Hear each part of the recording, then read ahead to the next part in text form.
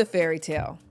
Now, how does that land on you? Does it make you go, yes, we have to be more realistic about love? Or does it make you go, no, I desire the fairy tale and that's what I will be getting?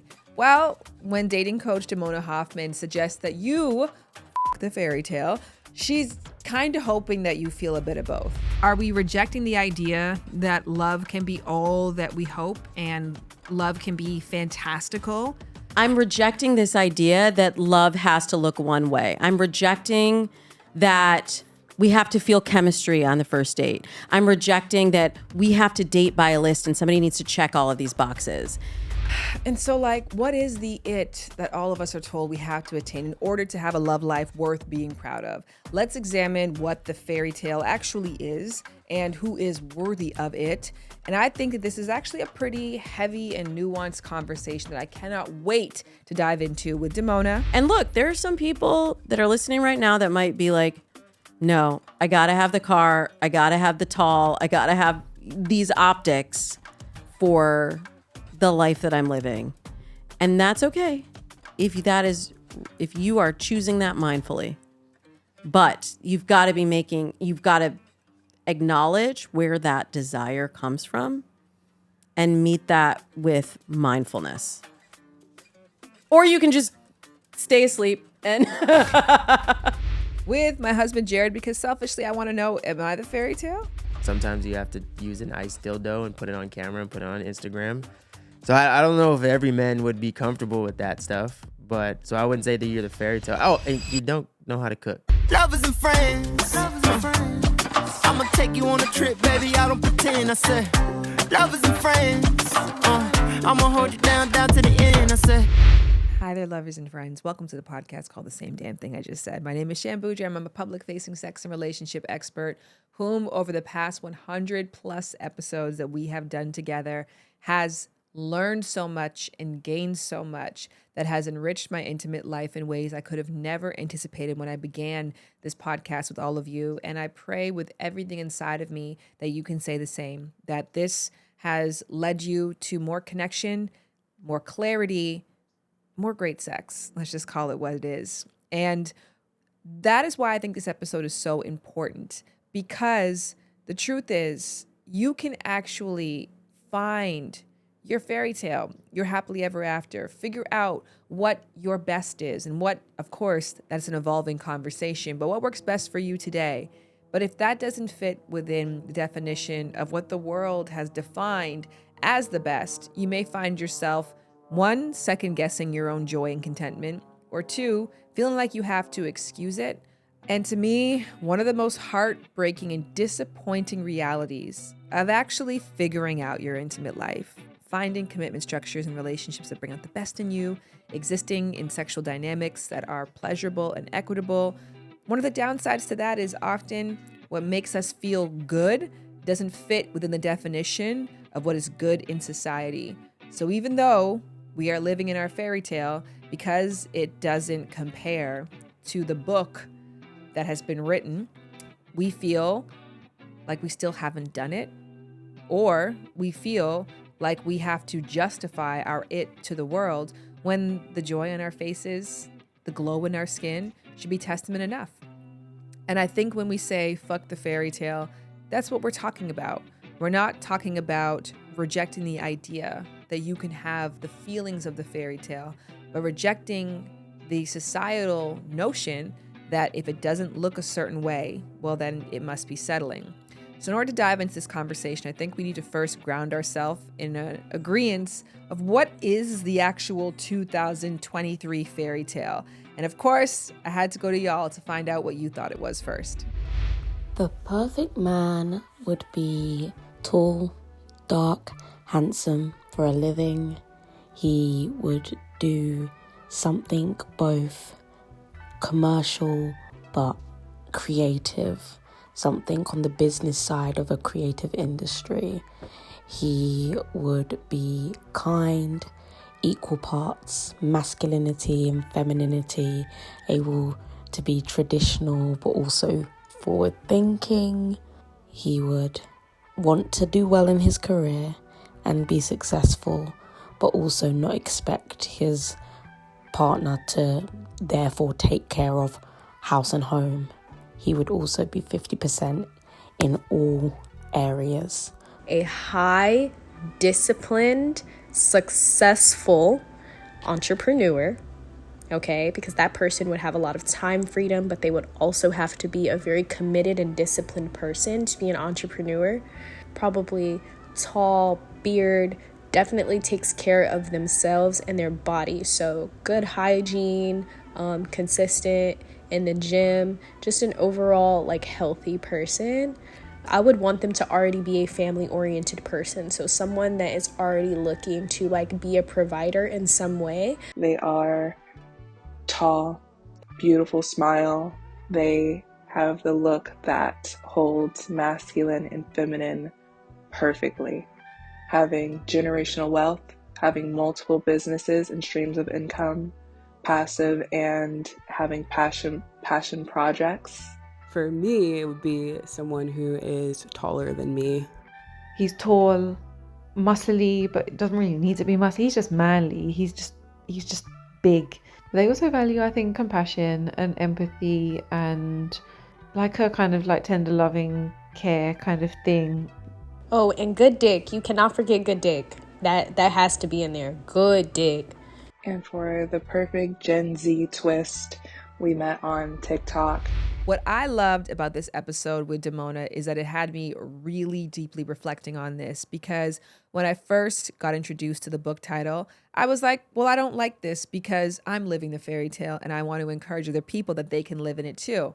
But then I assessed the fact that many people do not think that I have the fairy tale. As a matter of fact, they think that I'm living in a nightmare because of some of the details of my relationship don't line up with what we're told we're supposed to measure it against. And what is the it again? I think that the societal fairy tale in 2023 is you meet somebody whom is a prince. So I'm talking about the heterosexual fairy tale. This person is a prince of a very wealthy, respected, non-controversial country. So they have lots of money, they have lots of respect, they have lots of power. But as the prince, they actually don't have a lot of responsibility. So they have time to fully devote themselves to you. They are a present romantic partner. They are faithful, and they are interested in starting a family with you and being an equal parent, if not a greater parent in terms of the lion's share of the work than you can be. They are an amazing father. That doesn't take away from the fact that they're an amazing lover. They have perfect size penis.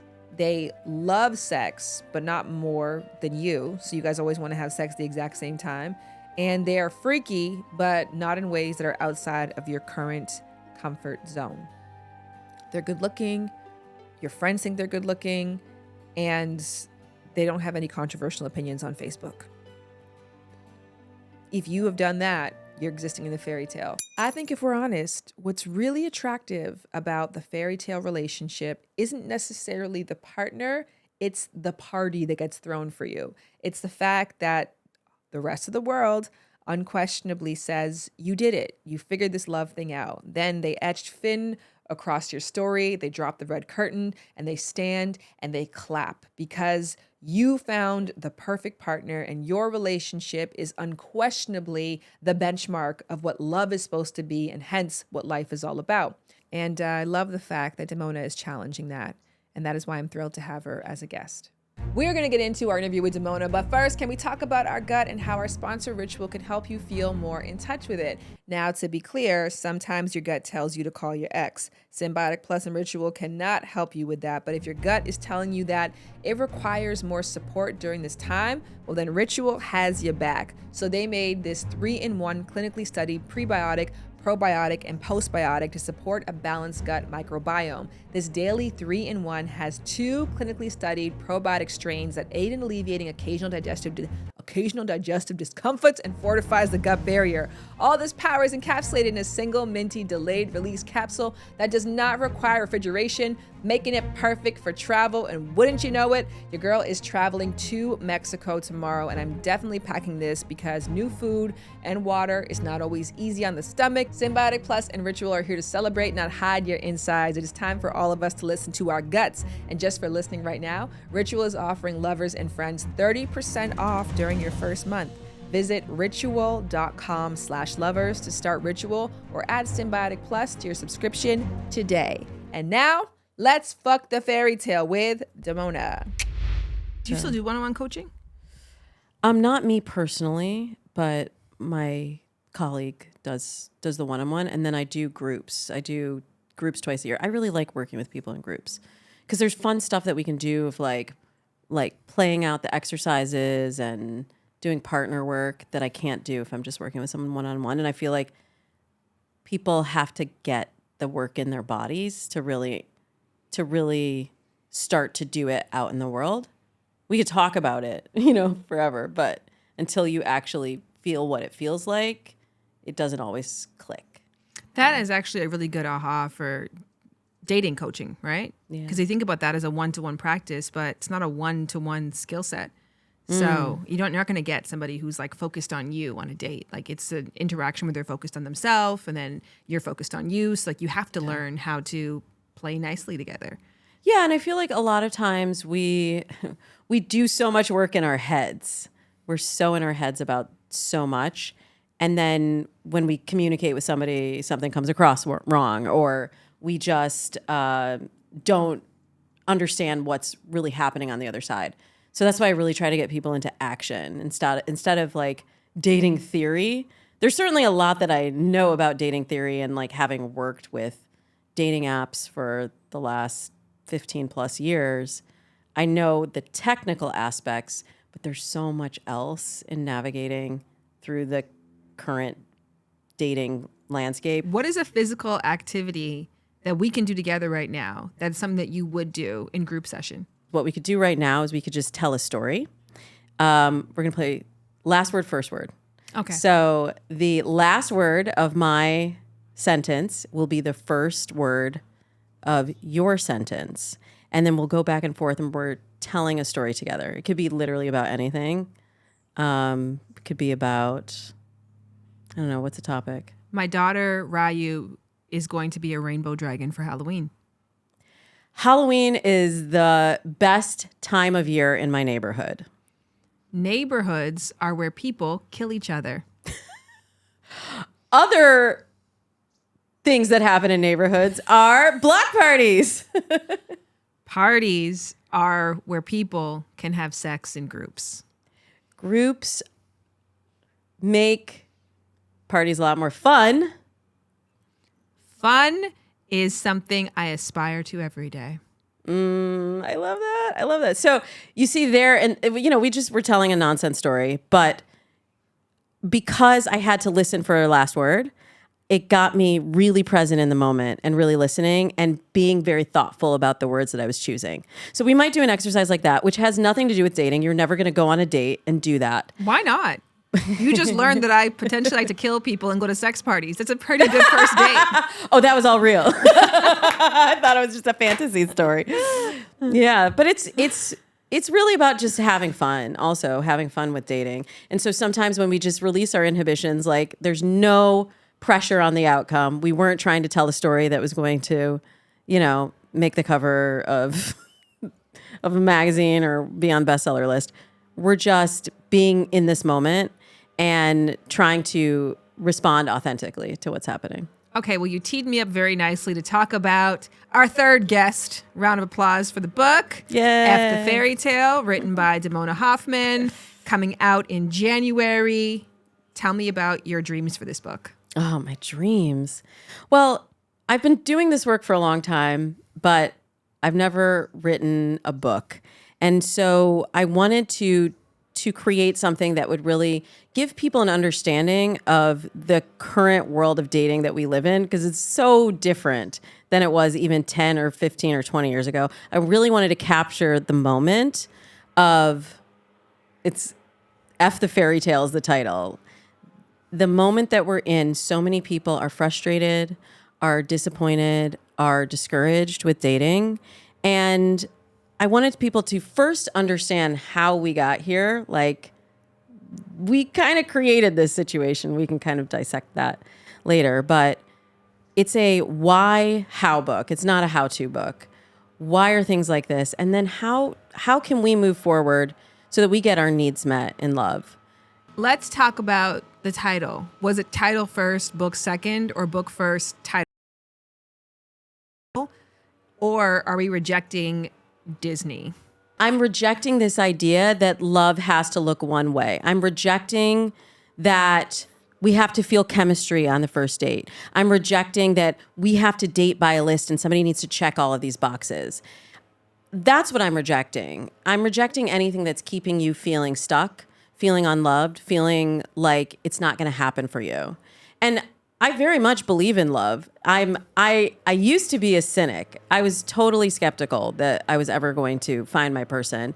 And now I've been married 16 years and I really am like living a dream relationship life. You know, I have like the picket fence. I don't actually have a picket fence, but I do have, you know, I have the home and I have the 2 kids and I have the dog and I have everything, but it's built the way that I wanted to build it.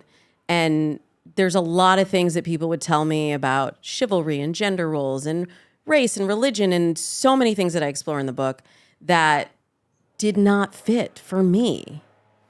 And it was only once I realized that I get to write the rules of my love story. I don't have to follow somebody else's plan, that I was able to start to build this. Are you in your happily ever after relationship? Yeah. In my life, the person you choose to partner with is the most important decision that you will ever make. It affects everything else in your life. It affects your finances. It affects your mental health, your family. And yet, it's so weird that it's the one decision that we totally leave to chance, right? We say things like, well, love will happen when I least expect it, or I don't want to work that hard. And I think, when have you ever gotten something worth having that you didn't work towards, that you didn't approach mindfully, right?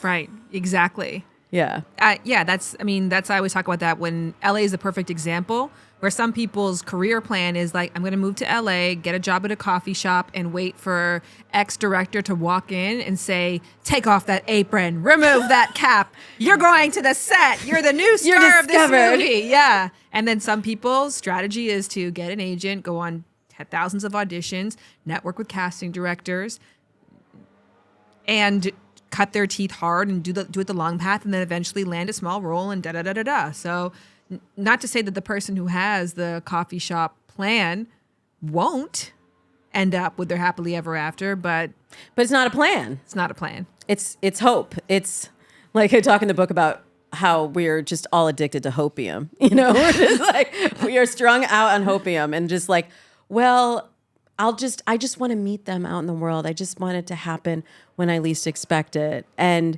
I've just seen after doing this for over 15 years that when people approach dating with that same focus that they do the other things that they've worked towards in their lives that are meaningful to them. The reason why I think this is important to note, because this book could come across as inherently cynical. And that's not bad, but I think that there is a lot of rhetoric out there right now that's like, love isn't what you think it's going to be, and relationships are hard work, and this idea that you're going to get this person who's going to take away all of your insecurities, you're going to live happily ever after and have this great romance is not really true. But I was like, well, damn, that feels true for me, though. I just want to pause here. More closed off to new information since I was always trying to be one step ahead of the BS. And personally, all of this just made me more miserable. I talk about this a lot, but when I turned 30, I made it my mission to change my mindset and strategy towards dating.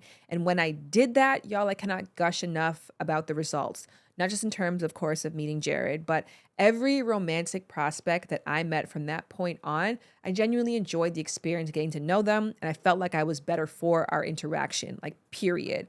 And you know how when you see a lineup of people, you can kind of guess what party or event they're going to? If I lined up the men I dated in my 30s, y'all, you would be hella confused until you spoke to each of them, and then you would see the through line. All of these men were going to see about a woman who loved herself, who loved life, and was interested in bringing out the best in people, who showed an interest in nurturing without needing or taking the best of her in exchange. And it took me a lot of work to become this woman that they were lining up to see, including the work it took me to rid myself of societal expectations on what kind of man a woman like me genuinely needed. For me, that work came in therapeutic mediums like books, podcasts, and informal conversations with experts. For you, it might mean speaking with a licensed therapist or counselor who understands your goals and personal roadblocks. And if that feels true to you, I want to talk to you about our sponsor of this episode, BetterHelp. Therapy is not just for those who have experienced major trauma. It's for anyone who is seeking positive coping skills, is looking for language to help with boundary setting and with goal meeting. And if you're thinking of starting therapy, think about giving BetterHelp a try. I can't think of a better time than this time of year to give this gift to yourself. And if you're thinking this time of year is too busy to start, well, hear me out. BetterHelp is entirely online, designed to be convenient, flexible, and suited to your schedule. Just fill out a brief questionnaire to get matched with a licensed therapist, and you can switch therapists at any time for no additional charge. In the season of giving, give yourself what you need with BetterHelp. Visit betterhelp.com/lovers to get 10% off your first month. That's betterhelp.com/lovers. Okay, let's get back to me being annoying and talking about how great my relationship is. I genuinely feel like I'm in a fairy tale relationship. In reflecting on that, I was like, I wonder if it's just my fairy tale though. Like, what are the odds that my partner feels literally the exact same way? But I genuinely feel like every big, nauseating take on love that I heard when I was younger is like actually applicable in my current relationship. So what this is saying though is that can be true, just not in the step 1, step 2, step 3, step 4 that we have been fed that it has to happen in. Yeah, totally. And it's also empowering, I feel like, to realize that you have choice. And I also talk about how women did not have choice in dating before. Yeah. And this is part of the why. If we have a short memory. You know, we look back a few years and women didn't have the ability to buy property. Women didn't have the right to choose. And now they still don't. But it's very interesting to me to see how that's going to affect dating, the issue of choice. But choice for what? Choice of if you want to be a parent and what happens to your body, that's directly linked to dating. Because when we look at women getting birth control and getting the right to choose if they wanted to become a parent or not, then we see women staying in the workplace longer. We see people delaying marriage to find the right person and not just get married so they can have sex and start their family. It has a ripple effect. And so I'm interested in all of that as it applies to how people make their choices in dating. Because, you know, I get a lot of people that have been married to their job for a number of years, and then they realize they actually want to be married to another person. And then they're in a hurry for it because they haven't made the plan. But the fact that we even have the ability to choose to make the plan on our timeline, that is a privilege that we don't even recognize because we're not really looking back at how we even got here. And I know it's divisive for some people. I know you and I both work with dating apps, and I'm a huge fan of dating apps. I met my husband online, and that's how the majority of my clients over these last 15 years have met their partners. I think a lot of people are using them wrong. We can talk about that. But the amount of opportunity that dating apps have opened up for women to be able to choose is huge. And yes, it comes, with ghosters, and it comes with fuckboys, and it comes with all of these other things that we don't want. But just that ability to select who we choose to give our time to is something that I would value over just having to go with whoever your mom knows, whoever goes to church with you, whoever lives down the street. Whoever stops you. Whoever stops you. Yeah. Yeah. Literally. Yeah, because I remember those days, and I it was not the ones that stopped you that really were the matches that you were choosing. Did you choose your husband? Did he choose you? I mean, with dating apps, sometimes you don't really necessarily even know. You just know that the two of you matched, right? He messaged me first, but I took one look at his profile and I was like, this is the guy. Now, mind you, there were other times, Shan, when I said, this is the guy. Yeah. And I talk about that a little bit in the book too. But with him, I saw things in his profile that just made me curious, that made me lean in. And by the time, and I wasn't totally bought in on the first date. It was still a bit of discovery, but certainly by the third date, I was all in. And that's one of the reasons I give my clients a 3-date rule if they're not totally sure. Because I think, especially in swipe culture, we're so quick to just dismiss, thank you, next. And to me, that robs you of a lot of the fun part of dating, of the discovery, and seeing what comes beyond those first date nerves and that anticipation. That's where everything that's exciting and juicy is. So if you had to decide after the first date whether or not this guy would be your husband or not, what would you have said? After the first date? Yeah. Probably not. But one thing that I try to encourage people to do is to not play ahead to the future too much. Because if you're already asking that question, is this my husband, on the first date, you don't have all the information yet. So how could you even know? How could you know? I thought he was cute. I thought he was interesting. I did say, this is the smartest guy I've ever been out with. And I'm just really curious about how his brain works. And to this day, that is something that I get really excited about with my husband still. I'm always like, what do you think about this thing happening in the world? Tell me your perspective. Like, I just hang on his every word.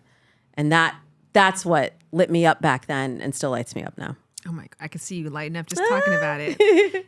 Is there any truth to the old adage that your grandma may have said to you, but my grandma said to me, that if you want to be happy, make sure the man loves you more than you love him?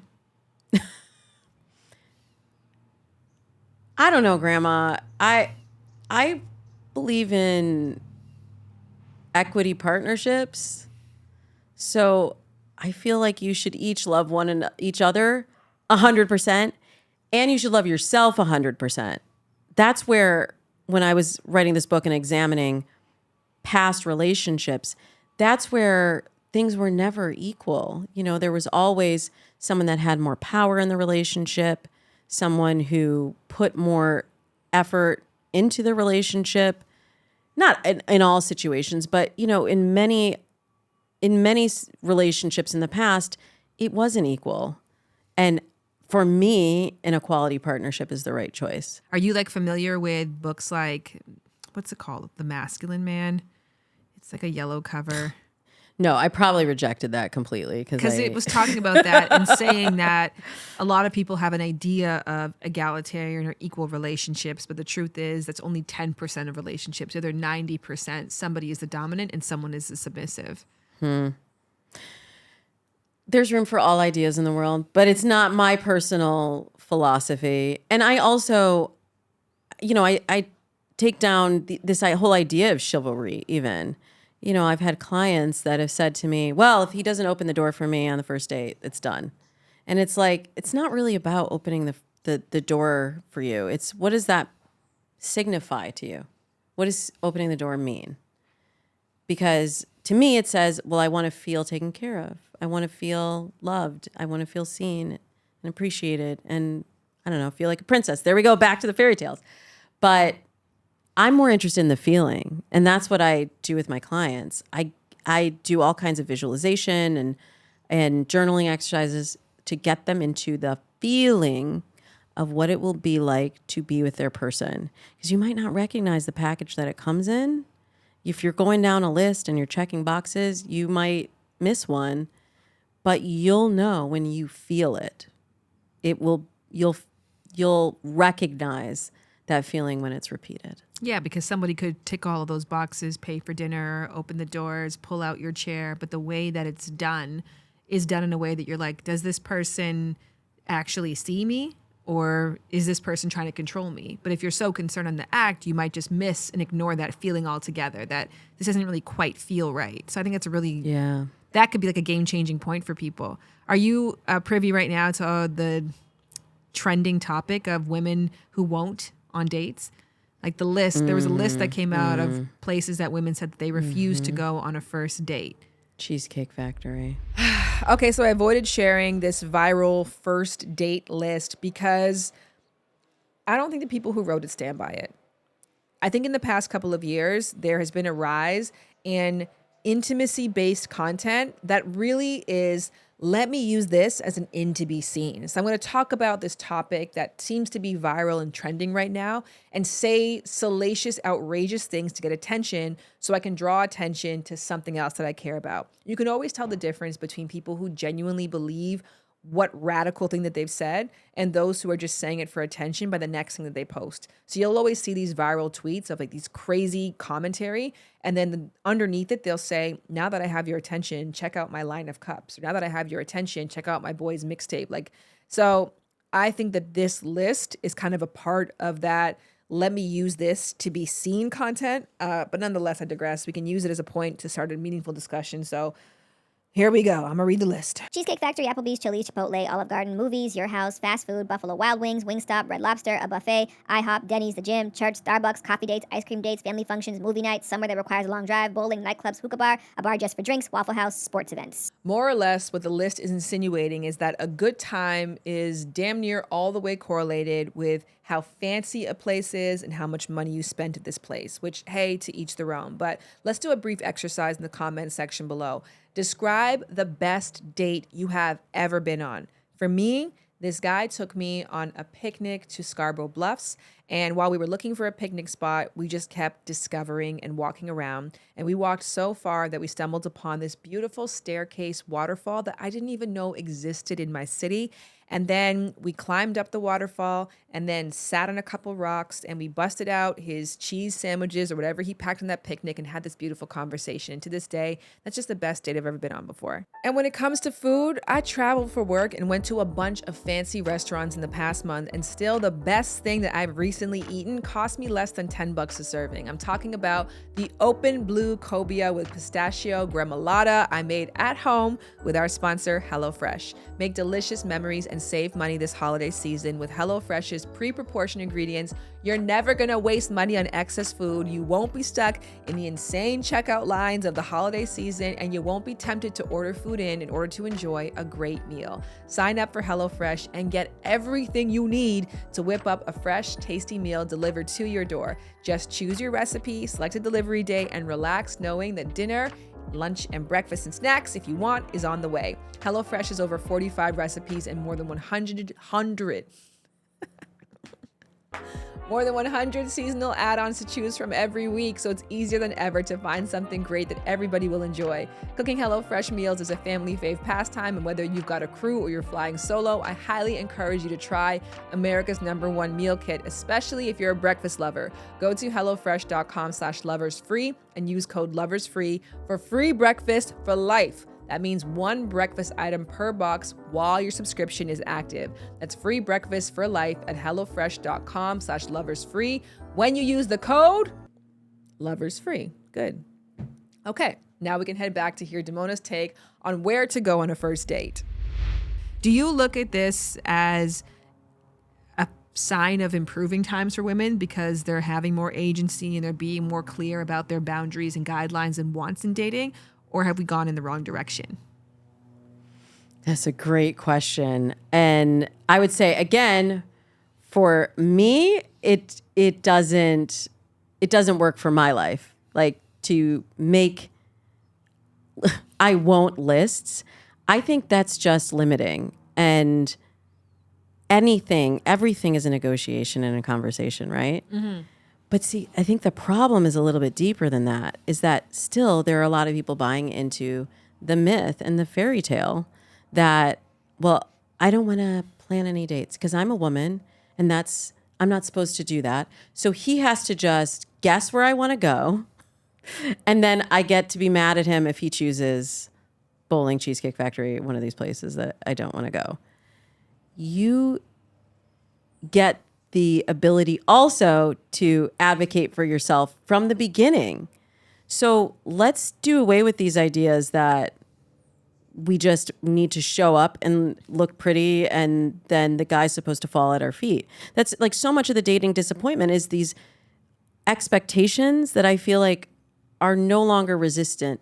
These expectations that are no longer realistic for the world that we live in and the world that we're trying to build. Like I'll hear from a woman that owns her own business, that has her own house, that is very successful in her own right, that she doesn't want to do all of that in dating. And it's like, you can't turn you off. You're always going to be you. Everywhere you go, every relationship you're in, there's one common denominator and it's you.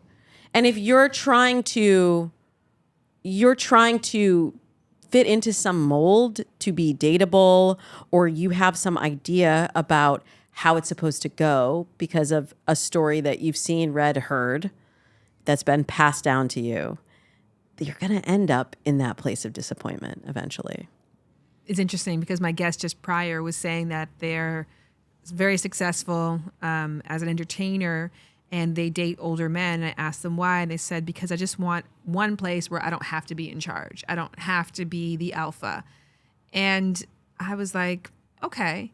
It's interesting, yeah, because why gravitate towards a career where you flex this side of yourself? But maybe some people do enjoy the contrast. But I want to hear more about that point where do you think it's realistic for that kind of woman to desire a relationship where the man doesn't value those things in the partnership?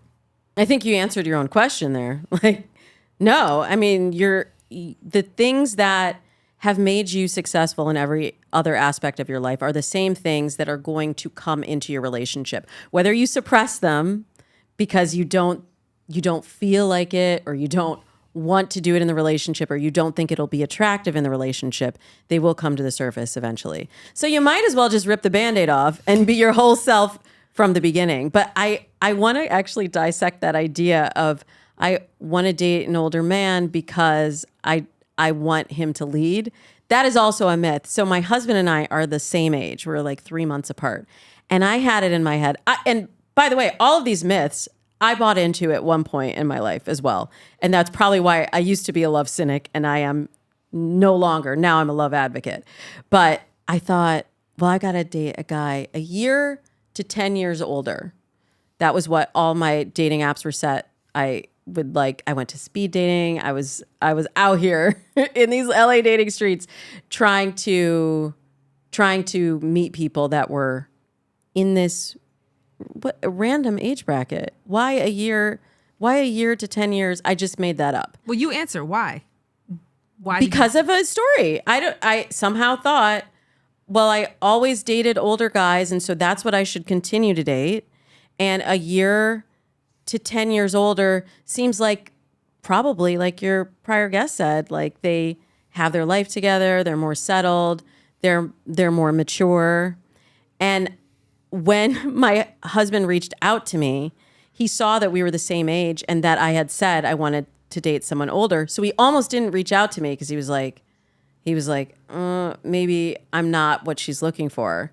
Now I'm like, that would have been ridiculous. Yeah. I'm so glad that he sent that message because he was like, it was my birthday next month. So I thought, well, then I'll like age into the age bracket. So I went ahead and sent the message. But to think that I almost missed the best relationship of my life because of an arbitrary age number. And he was the most mature guy. I was actually dating somebody else at the time when we met casually who was 10 years older. And my husband was way more mature than this guy was and had much clearer ideas about his goals and his values, which are those pillars of long-term compatibility. And the age did not even factor into it. I don't want to give away the book because people should go out there and read the book. And even if you do give things away, they should just have it to reference back. It's like, okay, well, what's a refresher on the way to approach this question or dilemma? But if there's one myth that we can focus on and just dismantle right now, which one? I'll let you pick. The soulmate myth. This idea that there is one person predestined out in the world for you to search through for this needle in this world-sized haystack, that keeps a lot of people single. Because first of all, there isn't just a one. And even though I am living the fairy tale right now, both my husband and I would say we connected at a time when we were both looking for the same things, when we could build a life together. But he's probably not the only person in the world that I could have ended up with. And he says the same thing. I'm thankful. I'm grateful. I'm thrilled that we have what we have. But if I was just like, everyone has to check these boxes and they have to be my soulmate, I feel like I would have, I could have missed something great. There isn't just one person. And also, you don't have to question it so much in the moment. Because I see that with a lot of clients where they're like, well, I like them, but I don't know what it's supposed to feel like. Are they my soulmate? I don't know if they're my soulmate. Let's take the pressure off of that term, right? I mean, do you feel like Jared's your soulmate? I don't know. I mean, I don't know. I always go back to we started out probably very perfectly to your book's alignment. I literally, if you would have asked me after the first time I hung out with him, if that's the guy I would have married, I'd been like, are you fucking kidding me? Never in a million years would I marry that guy. And I saw him again because I had fun with him. Yeah. But that was it. It was just fun. He was purely fun. I had no advanced plans for him, for who he was, and then for also who I wanted to be. I just didn't think that it aligned. But I remember when we went on a trip together and we were at a party. We were having a great time. I used to have partners before. I'd have really awkward times at social outings with them, just by virtue of what I do. I like to be very flirty. I think it's very fun to be flirty. So we were having a great time out socially. And I was like, and I was in a position for work. So that means you're getting a bit more attention. So sometimes partners have a hard time with that too. And we just said, he did not. So it was really fun. It's like, I'm having a great time with my fuck buddy at this party. It was awesome. And then I was like, man, it's so easy hanging out with you. Like, just I'm so glad you came. He's like, yeah, it's because I'm meant for you. And he was drunk at the time. So I was like, what a weird thing for a fuck buddy to say. Bitch, you ain't meant for me. Like, I got bigger plans.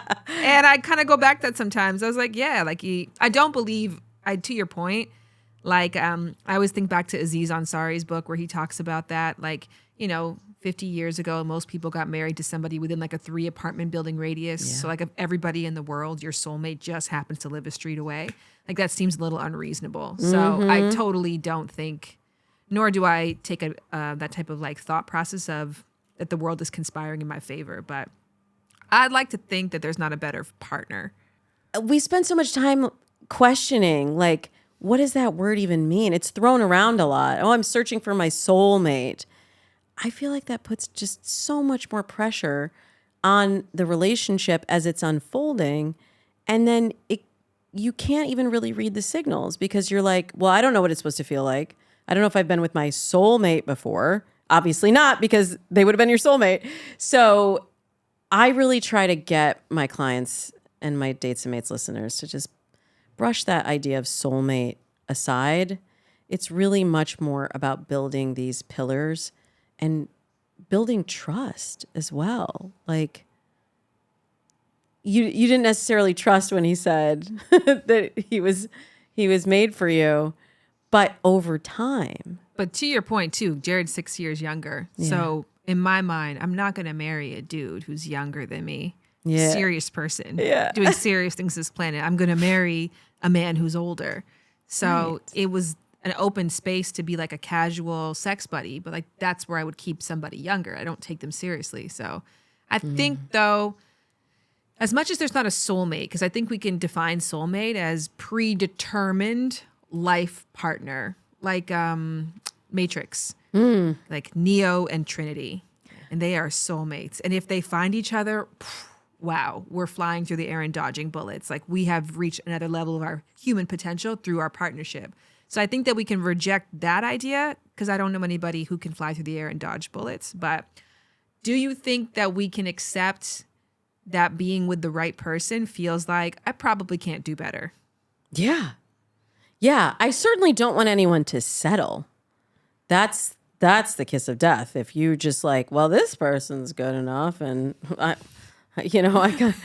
gotta pop a baby out in the next couple of years, might as well, And I do have clients that have done that. I have clients that have actually taken my course who are pregnant and pregnant and dating. Remember that show? So, you can begin this journey at any point.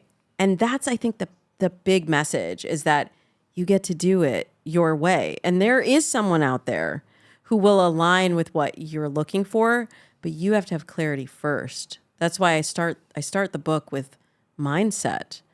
Mindset is both how you are thinking about the person that you want to pair with, and also what you have to offer, how you're thinking about yourself and how much clarity you have over the life that you're building. Because so many people, they'll start coaching and I'll say, well, what are you looking for? And they're like, well, someone who's nice and someone who's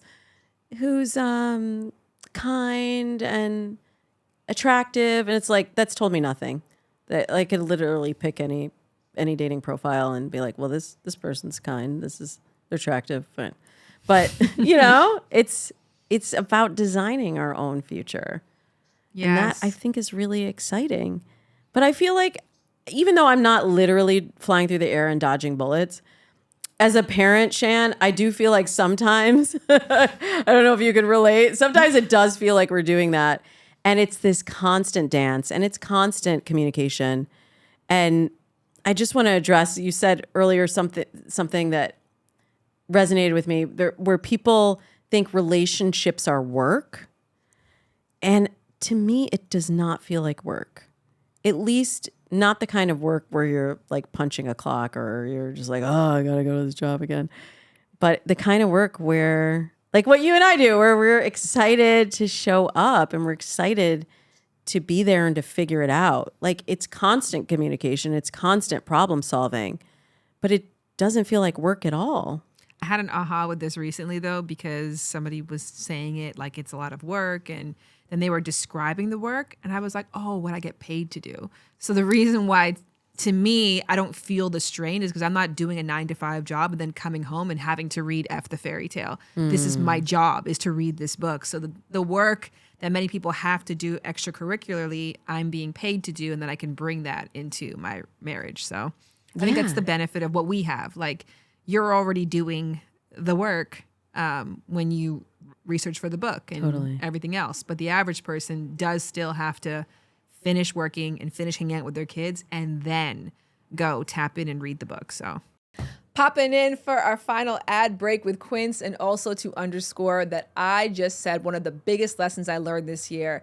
Even if something is fun, if you want to do it well, you need to do it often. And if you can't, you got to figure out services and people who do that for you so you can benefit from the work that they've put in. Take, for example, shopping. Most of us like getting new clothes, but if you don't know where to get them and how to put them together, it's going to show up. And that is why this holiday season, I am shopping with Quince. Quince is my go-to place for luxury essentials at affordable prices for everyone on my list, including myself. Check out my genuine leather jacket that I got for $150. I love the look of motorcycle jackets, so I have a few that have cost me a lot, and this one is the butteriest, richest looking brown that I own. Quince offers a range of high quality items with prices within reach, like 100% Mongolian cashmere sweaters from $50, washable silk tops and dresses, cotton sweaters, and comfy pants. The best part of all Quince items are priced 50 to 80% less than similar brands because they put in the work. By partnering directly with top factories, Quince cuts the cost of the middleman and passes the savings on to all of us. Thank you, Quince.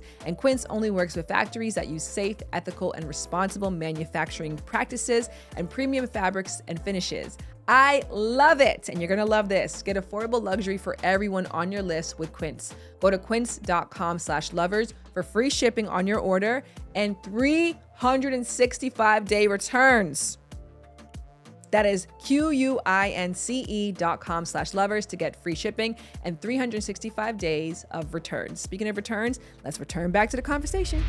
And I also want to emphasize that we get to always be learning. And there's so much of so many different elements of my life in the book where I learn from my kids and I learn from my colleagues and I learn from past jobs that I've had and I learn from my parents. And we get to take a little piece of all of that and build what we want to build. And I don't want to diminish the fact that for some people, like these stories that are passed down to us are also very important. And for some people, like I've worked with clients who said, I have to marry someone of my faith. That is not necessarily my dream, but that's my parents' dream. And so that's the most important criteria. And if you decide that that is the most criteria for how you want to feel in the relationship, because the relationship's not just the two of you. The relationship also includes, what is the family that I'm building? How will my parents feel about this person? Where are we going to live? How much money are we going to make? What, the whole design of your life does sort of hinge on this one choice, not to make it too dramatic or anything, but everything does hinge off of this. And if you decide that for you, that relationship with your parents is the most important thing, and that if you were to date someone of a different race or a different religion or a different anything, then that would be detrimental to your parents or other aspects of your life, then that's not the answer for you at all. But if you have embraced this idea of designing your own life and you have put in the time to think about what is this life that I'm building, I love for people to just sort of open up their parameters, whether it be around age or any of the other things that I've talked about, and just see when you connect. Because again, that feeling will be repeated, but the package that it comes in and all those little details and boxes, they can change. They can really surprise you. This is sounding to me like this quote that a friend of mine gave. You know, when you quote somebody so often that you're like, I should just stop, or I should stop attributing it to them because I just had to repeat this every time. But Hey Fran Hey said that in life, people focus on to-do lists rather than to-feel lists. And that unlocked such a huge aha for me when it came to dating, because I was like, that's exactly it. When I stopped focusing on more like to-be lists, like they have to be this tall, they have to be this age, they have to be at this kind of job, like they have to be cool with my family and friends. And instead, I just focused on the feel. Like, I want to feel smart. I want to feel sexy. I want to feel relaxed. I don't want to feel neurotic. I don't want to feel anxious. And I did that not for my serious romantic partner, but for my casual partners. And then through doing that, I met so many great people. I started actually enjoying dating. And in the end, I ended up with a husband. So I think that when you do that, though, when we let go of the fairy tale, we do lose the opportunity to get that template partner, right? And that socially can be very valuable. Or even the template story. I did a research paper about love at first sight, and they were saying, like, look, like a big portion of love at first sight is social acceptance, because people revere relationships that are formed this way more than they do ones that have the harder work around. We were platonic friends for 10 years until I looked up and I was like, I guess you're attractive. Like, nobody wants that story at a brunch, right? They want to hear, like, I was walking and they stopped me and I looked in their eyes and I just knew. So the social element does get lost when we let go of the fairy tale, because the rest of the world still does subscribe to these ideas that the man should be this tall, this age, make this much more money. The woman should look this way. They should meet this exact way. They should have kids at this exact time. They should live here. They should have this much money. And how do you reconcile with the loss of that? Yeah, I mean, that's all optics, and that's all what's happening externally. But coming back to the feeling, if you can separate that, what's happening internally is very different. And I do hear a lot of focus on the story that I want to tell my kids, or the story that, right, that I want to share. I mean, I didn't tell people that my husband and I met online. We met online when it was really not cool, Shan. It was not, that was not the thing for someone in their 20s to be like, I met this dude on a dating site. It wasn't even an app back then. So I didn't tell people. But the funny thing is, it actually became the interesting story at that time because it was different. It was unique. And ultimately, it was our story. And it was the truth. And I always say, my kids don't care that we met online. They just care that they exist. It's like, this is not the story I want to tell my kids. The story doesn't matter. They're here. So, and I'm sure your kids don't care that you were friends before. And, so it's reconciling that internally, that you have to go forward confidently. And look, there are some people that are listening right now that might be like, no, I got to have the car. I got to have the tall. I got to have these optics for the life that I'm living. And that's okay if you are choosing that mindfully. But you've got to acknowledge where that desire comes from and meet that with mindfulness. Or you can just stay asleep and and just keep doing what everybody else is doing. Do it for the external factors. But I'll probably see you in 10 years when you come back around on the other side. Yeah. So many people come to me after divorce, after failed relationships, and realize that they were chasing somebody else's ideal. So let's just save the trouble. Or if you're in that place and you need a restart, I think it's also empowering to know that you get to write your story from whatever place you're at. Like maybe you were not in the best relationship before, but you get to get perspective on that and design a new roadmap at any time. I've worked with clients from mid-20s all the way up to 80. And this goes back to what I was saying about dating apps creating so much opportunity. 20 years ago, if you were a divorced woman, 60 plus, good luck to you finding a husband. That was pretty much the end of your dating journey. Not necessarily if you were a guy, and that is also beginning to shift. But if you were a woman, that was it. But now I have clients in their 60s that are going on multiple dates a week. That creates so much more opportunity for people whose lives were set, whose social circles were set. The traditional ways of meeting someone didn't work for that subset. But now there's so much opportunity at their fingertips, and there's so much more life to be lived. And I love that. I love dating apps for that. And for all the other people that maybe didn't think that love was possible for them either.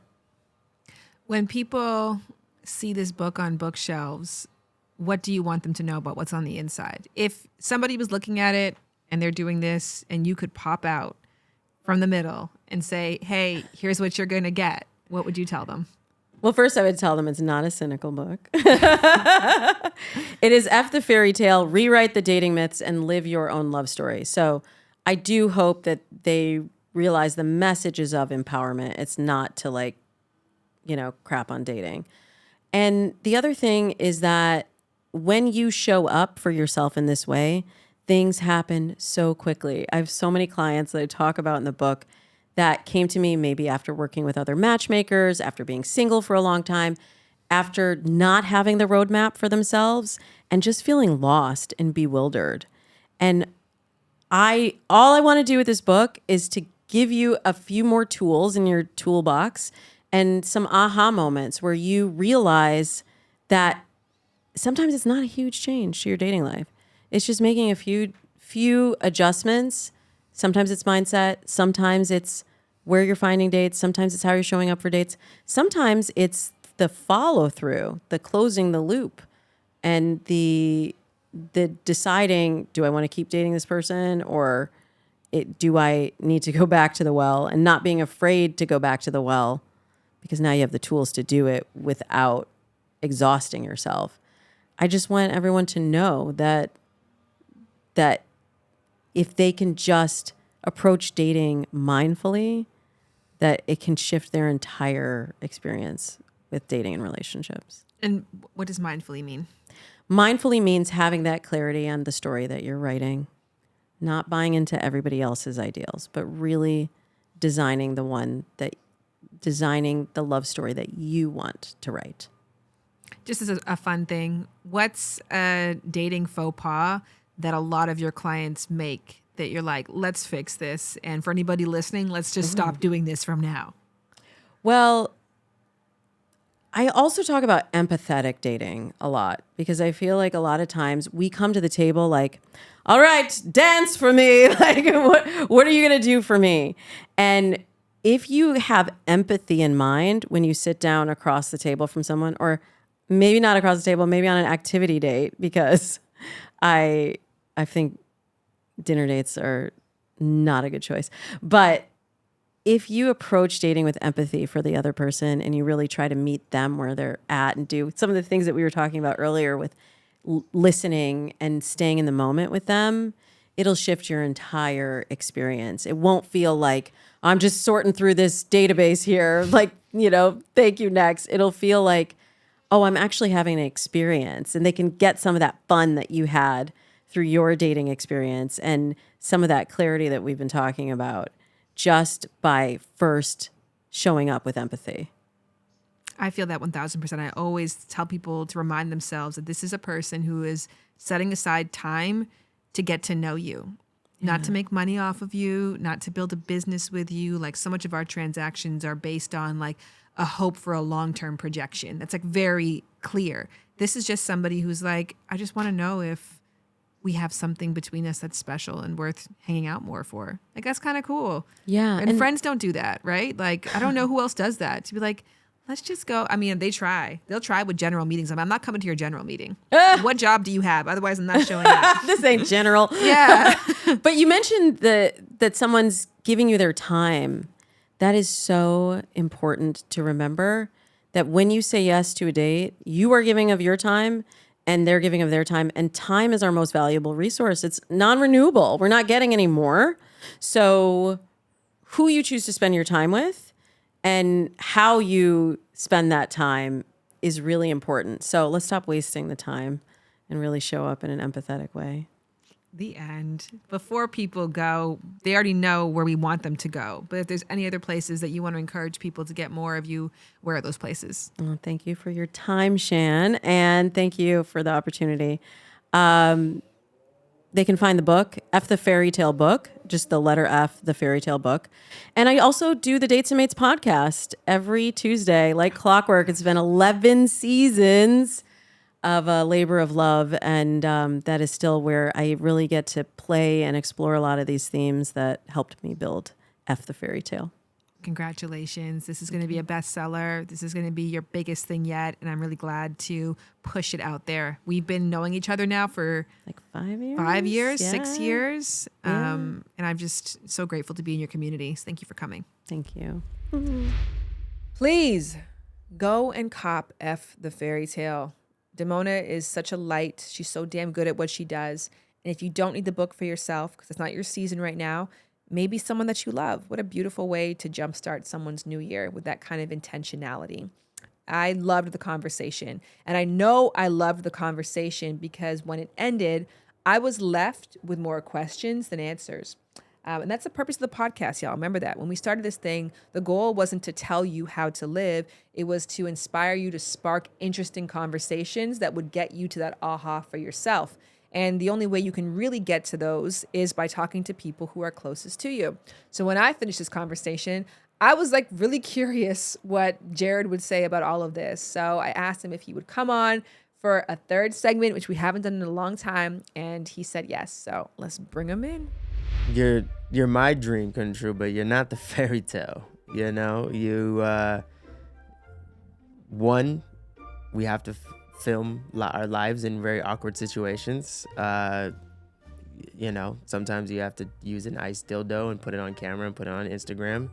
So I don't know if every man would be comfortable with that stuff, but so I wouldn't say that you're the fairy tale. Oh, and you don't know how to cook. So I think that fairy tale, no, my dream woman, yes. Look, the fairy tale woman is a woman that is super, super submissive and is always waiting on you hand and foot, but also has a life. She is an amazing cook and has time to spend an equal amount of time with me and the kids and cook and clean and do all the things. Now, what I am saying, it sounds extremely misogynistic, but the dream woman is somebody that adds to someone's life without any compromise, and that is impossible in relationships. The reality of the situation is that you should focus on how this person is making me feel and what do the other people around me that are the closest to me feel how I am when I'm with this person. Life is about give or take. And you might be like, dang, she can't cook and I love home cooked meals. But then you're like, whoa, she's really, really powerful and has a great business mind and can actually help me in my business. So at the end of the day, you just got to look at the things that you value the most. And does this person support that and aid that? And does this person make me a better person? There's a lot of persons, but you get the point. Lovers and friends. I'ma take you on a trip, baby, I don't pretend. I said, lovers and friends. I'ma hold you down to the end. I said, lovers and friends. Lovers and friends. Yeah, I said, lovers and friends.